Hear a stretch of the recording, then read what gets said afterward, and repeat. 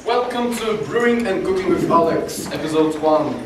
The Pecha Kucha about fun stuff you can do at home if you have time, ingredients and, well, will to cook. Because, well, we all are cooks by nature. You know, our mothers cooked for us and we probably picked something up. And brewing, that's the part I will teach you. Alright, so, drinking culture. That's very, very important because if you drink, you have to drink culturally. You're not a swine, really. So, to drink culturally, you need to have good food. That's very important. If you just drink, you get drunk really fast and you pass out.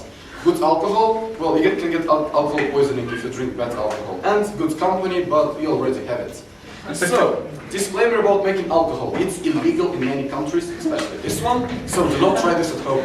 If you do try it at home, do not tell anyone if you do. Alright, if you tell your friends, then drink responsibly and know your limits. If you drink too much, even if it's great alcohol and great food, well, it can end very, very badly. Alright, some history about alcohol making. So, first brew, well, archaeologists tell us it was about 10,000 years ago in Middle East. Then about 6,000 years ago they made one in Mesopotamia. 800 BC it's barley and rice beer here in India, so be proud of that. And first distilled alcohol was in Persia and vodka was made in Russia, not Polish, whatever they tell you. Alright, so meat. It's honey wine made first in China. And an interesting thing is honeymoon comes actually from meat, because newlyweds were supposed to drink meat for 1 month after they're wed. So that's why it's called honeymoon, because meat is made out of honey. Logical. Alright, ingredients. You need 2 liters of water, 300 grams of honey. Any honey will do, it just has like to flow. 5 grams of hops you can get from any pharmacy.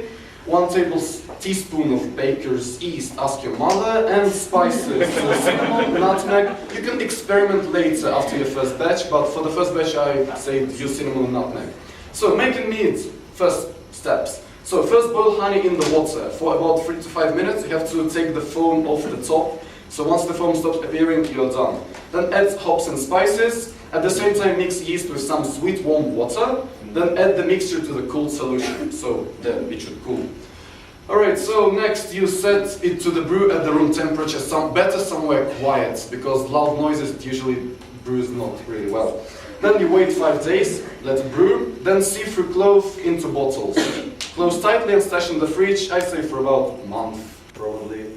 And then party. It should be tasty. Probably not your first batch. First batch will be horrible, but then you'll get it.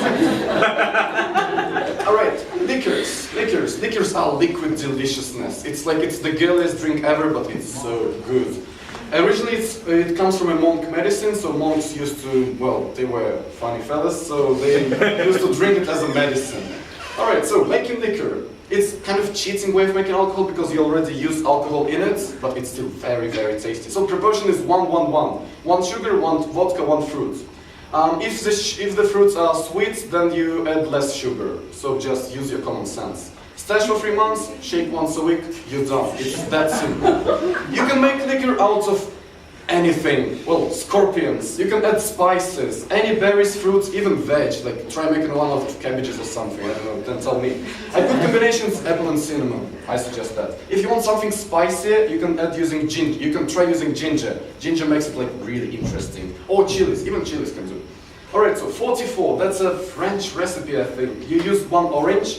You stuff the orange with 44 coffee beans, and you put 44 teaspoons of sugar on top of orange, add 1 liter of vodka, and store it for 44 days.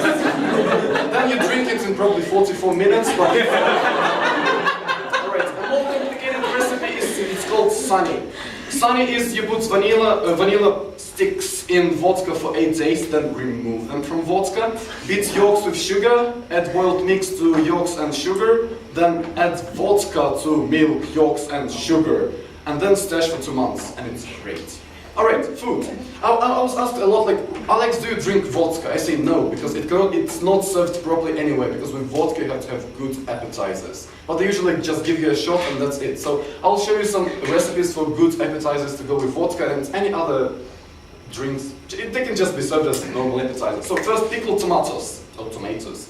Alright, so any tomatoes can do so. As you can see on the picture, just anything. You can get green tomatoes, red tomatoes, orange tomatoes. So yeah, you need jars, you need bay leaves, you need peppercorns, you need salt, sugar, and vinegar.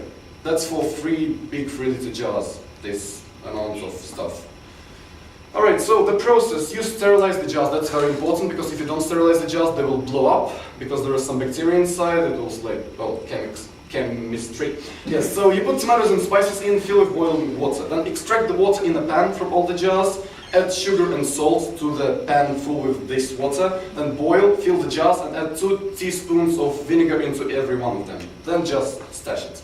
So adjika, that's probably the only spicy Russian food, kind of Russian appetizer. You need lots of chilies, garlic, coriander, and any herbs you can find. And salt. Salt. It's supposed to be very salty, but you just use your judgment when you cook it.